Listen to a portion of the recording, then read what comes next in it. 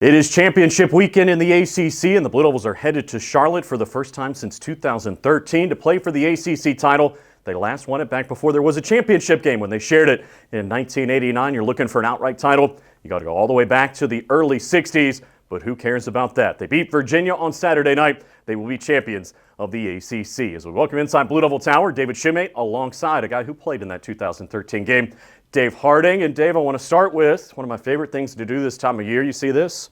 7-5, 10-2. Who cares? Wipe it away. Brand new season this weekend. Absolutely. You got to credit both of these teams for playing well enough in conference to earn the opportunity to play in a situation where, as you said, you throw out the records and it's all about one game earning a championship, and an opportunity for both of these programs to do something that has not been done in quite some time and go out there in the modern era of college football, establish yourself as a Power 4 conference champion, a very special thing, especially opportunity that both of these teams, the players on both of these teams and the coaching staff of both of these teams have earned the right to be able to say. And something you also don't get to do very often, particularly in college football, chance to right a wrong. Playing a team for the second time really in less than a month. Of course, Virginia won the regular season meeting 34-17. And talking to the guys this week, maybe even more so the players and the coaching staff, they are chomping at the bit to get a second chance at the Cavaliers. It is unusual. You see a little bit more of those close matchups where you're repeating an opponent in the NFL, but really unheard of in college football, except for in the conference championship games. And it just so happens where the fact that Duke played Virginia at the back end of their schedule, so you do have an opportunity to repeat quickly. I think it's actually a good thing for Duke. The Blue Devils were outplayed, outmatched in the first game against Virginia, and to do that twice against a talented team like the Blue Devils are is very challenging to do. It tests your will, your overall mental fortitude, your want to, and not to say that any of those are one of the reasons why Duke did not win the game the last time against Virginia. You do have to credit the Cavaliers. Their play earned them the win, but Duke just wasn't themselves, and especially along the line of scrimmage. So this is a chance to have watched the tape. Rarely do you have a chance against the same opponent after watching the tape to go out there and tweak the things that you didn't like that you saw. So this is a moment for redemption, an opportunity for that. And of course, the Blue Devils aren't oblivious to the noise that's been out there around the college football playoff and whether or not Duke would make it if they won the ACC. To me, ridiculous that it's even a conversation. But Dave, I'm curious your perspective, not just on that, but the fact that, to me, you can't get lost too much in that because winning the ACC is a big deal. It's a conference championship game. Of course you want to go win a national title and play in the college football playoff, but for all that noise, I know it makes for fun conversation around the country, I think the Blue Devils are just locked in on winning the title. I really don't think it matters, whatsoever. It's about going out and winning your next game. That sounds like coach speak, but as a player, especially given the way the last game against this opponent played out, you're only focused on making sure that you play with a little bit better edge, that you're locked in, more physical, all of these things so that you can go out and right the wrongs from the last opportunity. And we talked about at the top of the podcast, both of these programs have earned the right to go out there and compete for an ACC championship. Any talk about what happens after that diminishes how special it is to be called an ACC champion. And I don't think it's fair for college football fans, for Duke fans in particular in this situation, if Duke is in this scenario where they win this game, to then immediately shift their focus on, are you in, are you not in? Give that a rest and be able to relish in the moment of being an ACC champion, because you just read off the last time Duke did it outright was like 1962. It's before man was on the moon. It's been a long time. And so, I think it's fun for people to discuss. I've talked about it all week, certainly. But for these players, I think it's more an opportunity to go out there, show the world, show everybody watching. It's going to be, all eyes on the ACC, 8 p.m. primetime game on Saturday. Show them what Duke football is all about. And you didn't do that the last time out against Virginia. Did look good, luckily, against Wake Forest last week, and you can use that momentum, the way that you played, to help propel you to a victory here. I'm going to speak out of both sides of my mouth. If I may, though, if you look at the Blue Devils' opponents this year, 62.9% their winning percentage, tied for the 10th toughest schedule nationally, second hardest slate in the ACC. You'll win at Clemson. Obviously, this would include a win against Virginia. Absurd that a caliber of that team is even being debated about not being included, but we'll worry about that conversation later on. It's about winning the ACC, and let's dive into the matchup. We did this a couple of weeks ago. These two teams don't look all that different, Dave, statistically going into this matchup as they did going into the first matchup, but what jumps out to you? I mean, the big thing for me is this rushing yard piece. The Blue Devils averaging 132 yards on the ground. They were held to well under that the last time they played Virginia. That's going to be a big point of emphasis in winning the battle up front, using the physicality that Duke has along the offensive line, using the running back talent that they have. Nate Shepherd, obviously, everybody knows about the explosive threat that he has. They've got to be better there. Going against a rush defense, which I guess it shouldn't have been much of a surprise.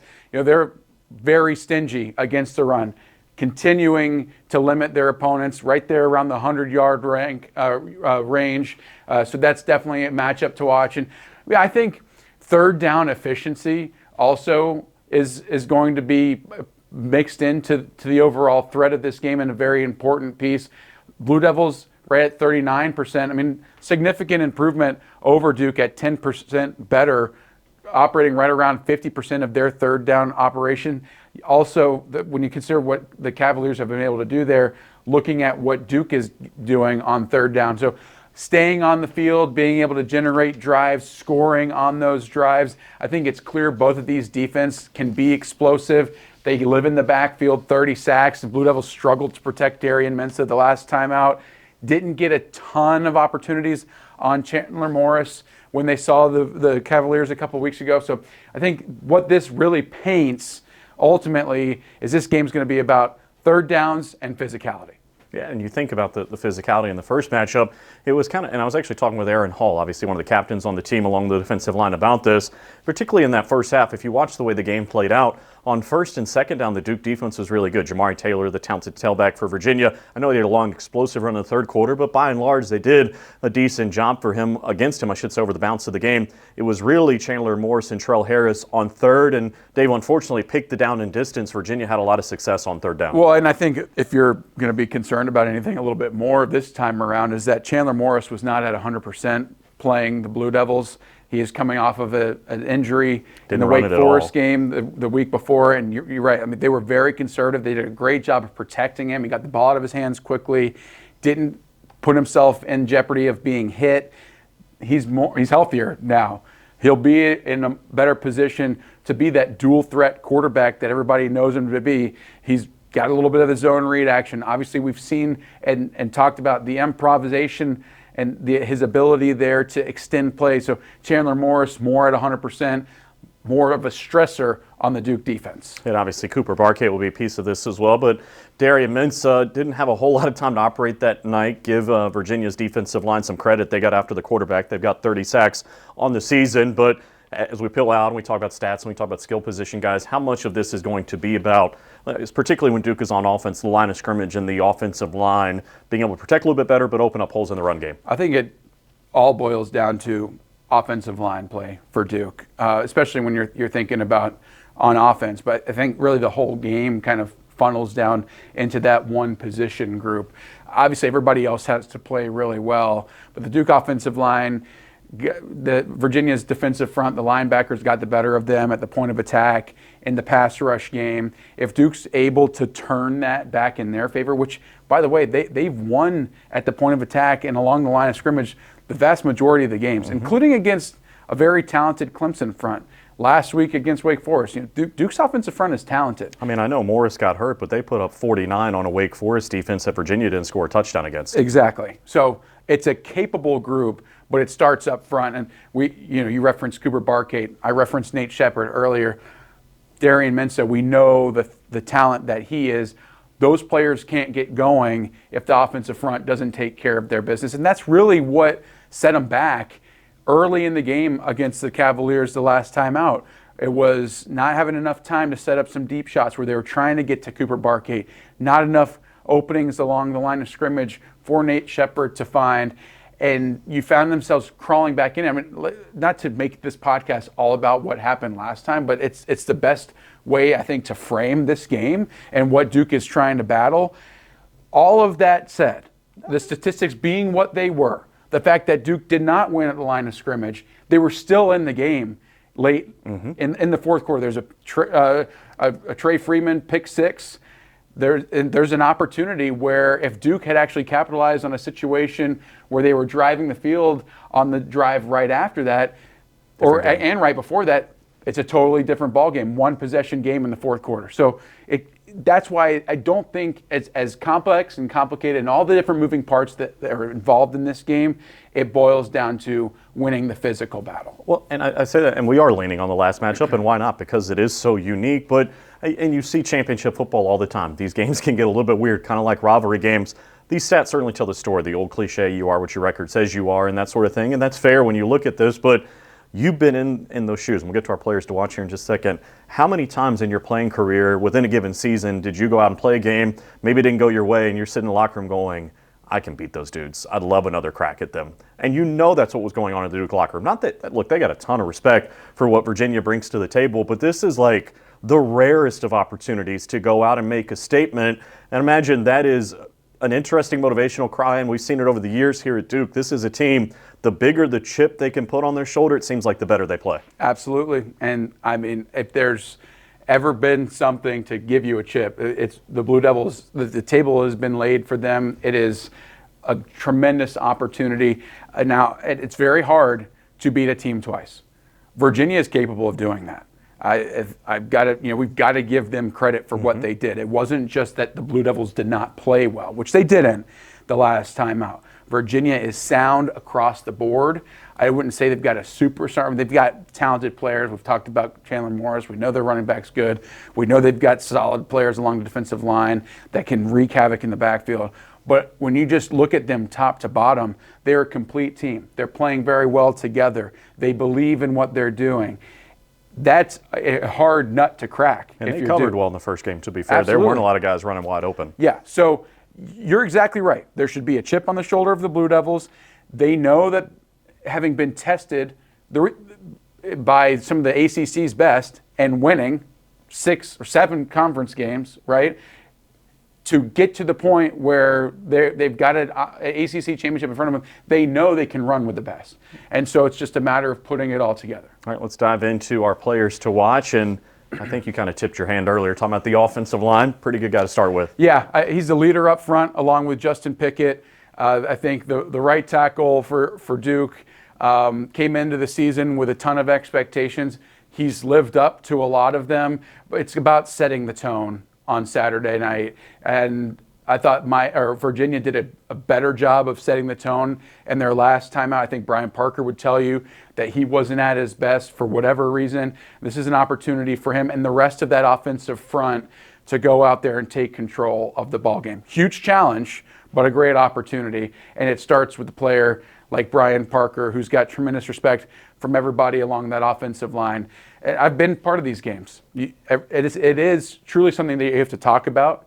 You have to face it, and you have to go out there understanding the pressure that's on you and operate under those circumstances. And to what you said, Virginia's an elite team. Look, we want to couch what we're saying here. Duke could play really well, and Virginia could still win the football game. They're 10-2 on the year, but you think about the second chance, so to speak, the Blue Devils have along the line of scrimmage to set the tone. And I'm starting to think about number 20 in the backfield, and the run game really wasn't a part of it against Virginia. Some of that was because the Cavaliers went on these methodical marches in the first half, built the lead, and then you're kind of forced to throw it. And then you look at these next 2 games. I mean, a lot of the conversation coming out of the Virginia game, particularly on the offensive side of the football, the staff, the players talking about, that was an anomaly. And I do think over the last 2 games against Carolina and Wake Forest, they demonstrated that. They look much more like themselves, and they ran the ball close to 40 times, if not more than 40 times in those 2 games. And Nate Shepard, to me, is a big piece of that because, look, you've played it. We talked about Brian here on the offensive side of the football. You want to talk about getting the offensive line involved, setting the tone, run the ball a few times. Let them explode off the ball instead of having to pass protect. And when you got number 20 sneaking through the hole, he might score on any given play. Absolutely. And you know what? The stats out of the last game being, running for less than 100 yards would make it seem like there was nothing there. That's really not the case. Nate Shepherd had a few good runs. There was some opportunity, but Duke found themselves behind in the game. Down 31-3 in the third quarter, you got to throw it. Exactly. And so to your point, if they're able to come out and do that early and often, this turns into a different ball game. We've done a lot of focus on the offense, and I think these are absolutely the right two players to watch. Partially, though, because of what it means to the defense. If you're able to see success out of the offensive front, out of the running back room, you're seeing extended drives, you're seeing points. That removes a little bit of the pressure of the game from the defense. And you referenced North Carolina. That's what happened against the Tar Heels. Duke was able to jump out to a little bit of a lead, even though North Carolina went down the field and scored on the opening possession. But because the running game was there, because Darian Mensah was operating so effectively, they were converting fourth downs to extend drives. It removed some of that emphasis from the defense needing to go out there and be perfect. Look, we all know the struggles and the challenges that they've had, especially in the back end and linebacker with the injuries. We've got young guys playing. This is everybody on the team's first ACC championship opportunity, but for many of them, it was their first college football action this season. So getting offense generated is going to be very important in the defensive success as well. And we've also seen it multiple times this year in ACC play. Look, they've got the best turnover differential in conference games in the FBS. When they get ahead, Cal, I think about NC State, certainly think about Wake Forest, that defense looks very different and the ball starts coming out because you can come off the edge, not dissimilar to where the Blue Devils have had their struggles when they get behind. So I guess I'll add on, get your thought too. To me, my key to the game is really simple. For Darian Mensah, for this entire offense, play clean. You don't turn it over, you execute like you have, you're going to have a really good chance to win an ACC title. And I know that sounds crazy, but when you look at how it's gone this year for the Blue Devils, it's almost as simple as that. Yeah, that's definitely important. And defensively playing consistently, we've seen flashes. Last week, think about Chandler Rivers knocking the ball out, some great plays here and there. Being able to do that, though, on a series-by-series basis, getting off the field on third down, that's going to be important for the defense. But overall, outside of playing clean, I think it's play physically. Go out there. If after the first quarter, you can sit there and say Duke is laying it to Virginia, big hits, big blocks, sound tackles, Duke's going to win the game. All right, Dave doesn't know this, but I'm going to impose on you a little bit. I'm going to kind of exit stage right, so to speak. You played in that game in 2013. I want you to give you time to think about it here. I want you to give a pregame speech to the team this year, knowing what it's like to be on that field. Obviously, you guys didn't get the win that you were looking for, but a chance to compete, to play in a championship game like that, what you could share with this team about what it would mean for this program, for former players like yourselves, to win an ACC title, and to do it, of course, against, we've talked about over the years, Virginia, the rivalry that goes with that game. So give you a little bit of time to think about it. A little Dave Harding straight to the camera. What would you share with this team? Here's what I would share. I've spent, the better part of 12 years thinking back to an opportunity that my team had in 2013 playing for the ACC Championship game against Florida State.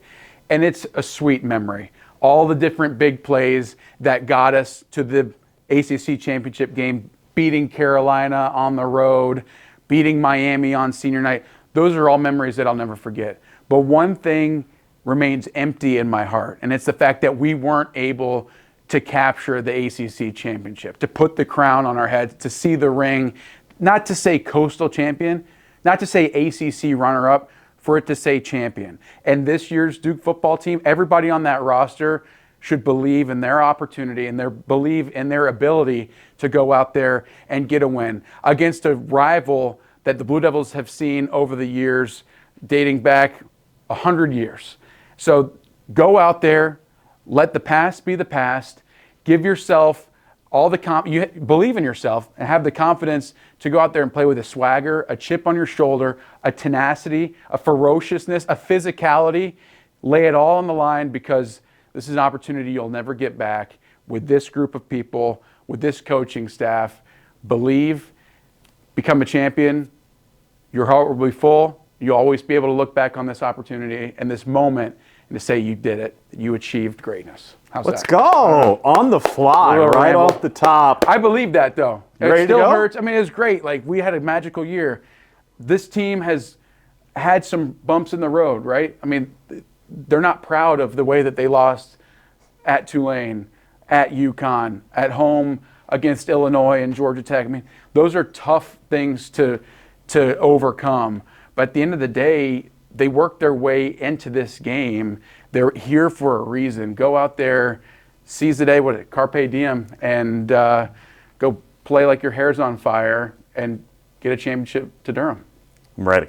The stage is set. Duke and Virginia for the ACC title. It'll be 8 o'clock kick on Saturday night down in the Queen City. ABC will have you covered on the television side, and we, of course, will have you covered on the radio. Beginning at 7 o'clock. See you guys on Saturday from Charlotte.